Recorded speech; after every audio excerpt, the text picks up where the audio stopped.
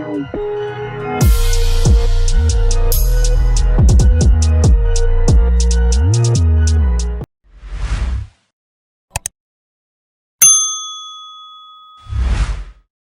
don't think necessarily you know how big this fight is. 9,000 in the arena, this is going to sell out real fast.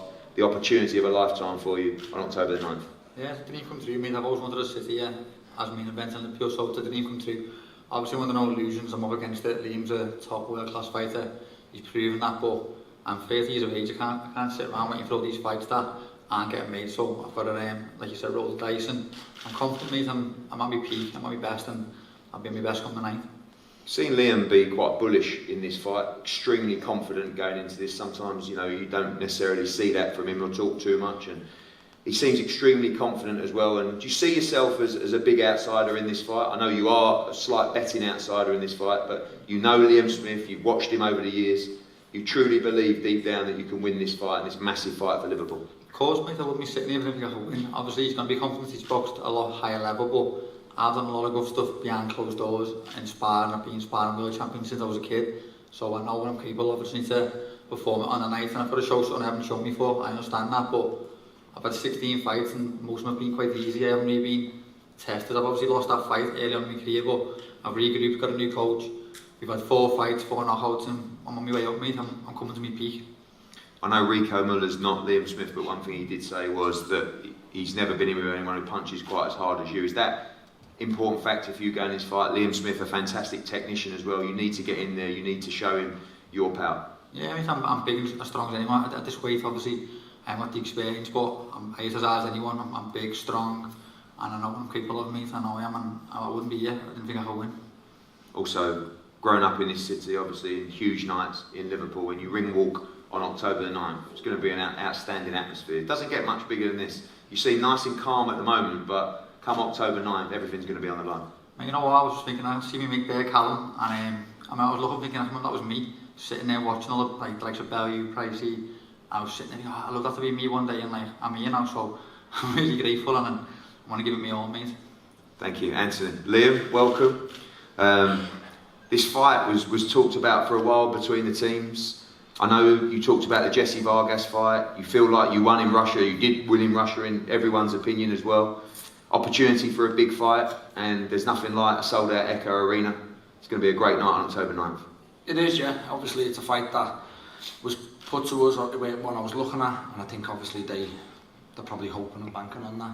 It's a fight that I weren't looking at, but once the fight was spoke about, once I knew that was the path we were going, you know, I said to my management team, I said to yourself, it's a fight that I'll take, and it's a fight that makes me smile. It's a fight that I'll be banged up for. No, I'm buzzing to be topping the bill again on a card like this.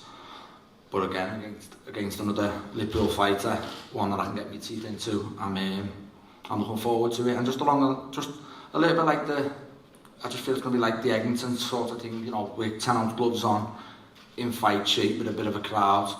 I hate the shout levels, I hate it. You know, he used it himself against Scott Fitzgerald and come unstuck, so I'm not going to use that now. But I just think after the fight it'll be the same case as the Eggington one. I'll just show him that little bit of step ahead, and you know, you weren't ready for that step up just yet. I've seen in your interviews that you are unbelievably confident in this fight. Do you see absolutely no way that Anthony Fowler can beat you on October 9th? I just think he's competitive for 4, and I've seen Shane's come back with what he said, but you know, I think he's a good fighter for 4, and then I think he just reverts back to what he does, and I think once the fight goes past 4 rounds, it only goes one way.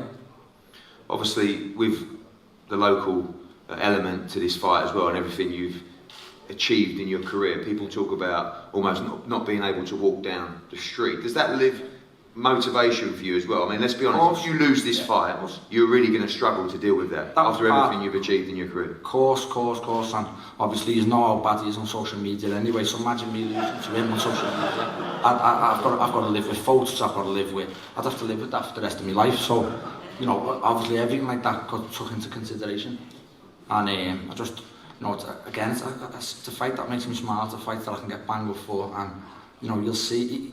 I think he's got a lot to deal with the next 9 weeks. You know, a lot of pressure, a lot of the build-up side to it. Whereas, you know, everything we've said, everything you've just touched on himself. I've been in with a bigger puncher. I've been in with a better fighter. I've been in with You know what I mean? I've been in local derbies with my brothers. You know, he's got a lot to deal with in the next few weeks, and it'll be interesting to see. And can we just clarify that if you win on October 9th, you will be goading significantly on social media? I mean, via some CBD as well, but just generally, you know, there's a lot on the line. And I do think when I look at this matchup, I don't see that much pressure on you. Yeah. Because, again, if you lose this fight, and I know you'll be devastated, but many people believe you may lose this fight. If he loses this fight, then he's going to really struggle to deal with it in terms of everything he's achieved in his career. Do you see that element as well? Or you put that pressure on yourself regardless? You know what, mate, I'm even lying. I haven't had a chance to think about it, mate. I've just come out of a fight, went home to a baby crying, mate. I've just had a bit of a stressful week. So I haven't had a chance to sit down and think about it all.